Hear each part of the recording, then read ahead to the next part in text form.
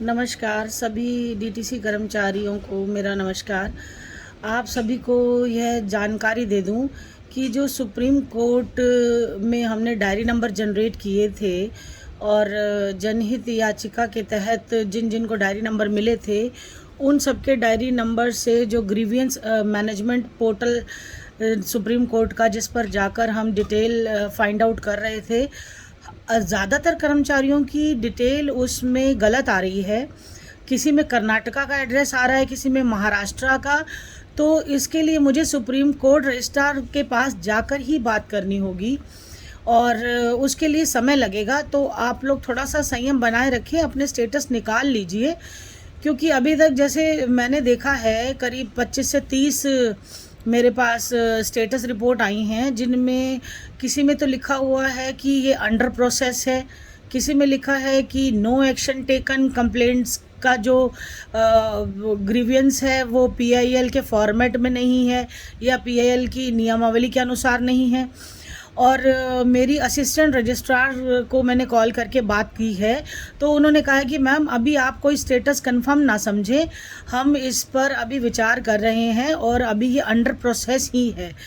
तो आप लोग जो डिटेल निकाल कर मुझे भेज रहे हैं उससे मैं भी हैरान और सरप्राइज्ड हूँ कि ये इस तरह के अलग अलग स्टेटस, वो भी सुप्रीम कोर्ट ऑफ इंडिया से, किस किस तरह आ रहे हैं। और अगर सारे स्टेटस ठीक हैं या गलत हैं, इनका पता लगाने के लिए हमें स्वयं जाना होगा। जैसा कि मैं 9 तारीख आपको कह रही थी, पर 9 तारीख सैटरडे है और अब जो भी डेट हम निश्चित करेंगे, उम्मीद है कि हम उस तारीख को पे आपको बताएंगे उससे 2 दिन पहले, और पहुंचकर रजिस्ट्रार साहब से मिलकर उनको ये सारी चीज़ें क्लियर करेंगे।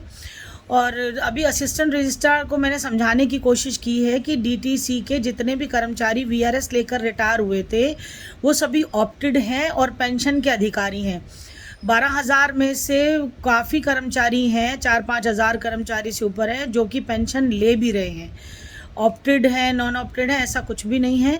और रही बात जो ईपीएस वाले कर्मचारी हैं, वो उनको जो थोड़ी पेंशन मिल रही है उनका बढ़ोतरी का मैटर है कि उनकी पेंशन बढ़ाई जाए या उनको डीटीसी के कर्मचारी होने के नाते डीटीसी की ही पेंशन दी जाए।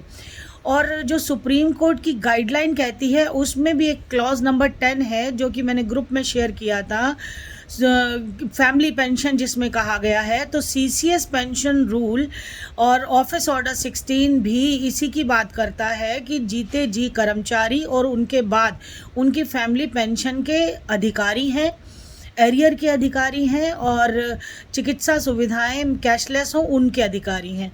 अभी आप कोई भी राय मत बनाइए।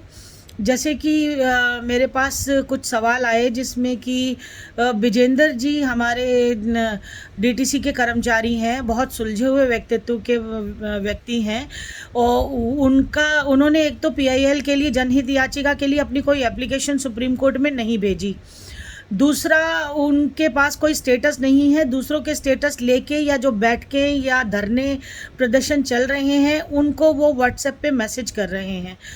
तो आधे अधूरे ज्ञान के साथ बात ना करें। अगर आपके पास अपनी पुख्ता जानकारी के साथ डिटेल है तो आप मुझे शेयर करें, उसी हिसाब से मैं आगे इसमें कार्रवाई करूंगी। और अभी कोई मंथन इसमें ना करें, छुट्टियां हैं और कोर्ट अभी बंद है क्योंकि ये G20 का मैटर चल रहा है। तो 2-3 दिन का ये गैप रहेगा जब तक ये G20 सम्मेलन नहीं हो जाता। उसके बाद हम सारी डिटेल आपको सिलसिलेवार देंगे। और जो स्टेटस आ रहे हैं, जहाँ तक मुझे लगता है वो सारे ही स्टेटस गलत आ रहे हैं। कुछ अंडर प्रोसेस है, कुछ action note has taken, complaint का जो एवरमेंट है वो ठीक नहीं है, या फिर कुछ महाराष्ट्र कुछ कर्नाटका के एड्रेस आ रहे हैं। तो आप लोग इस चीज़ से निश्चिंत रहें और मुझे अपने तरीके से काम करने दें। धन्यवाद और संयम बनाए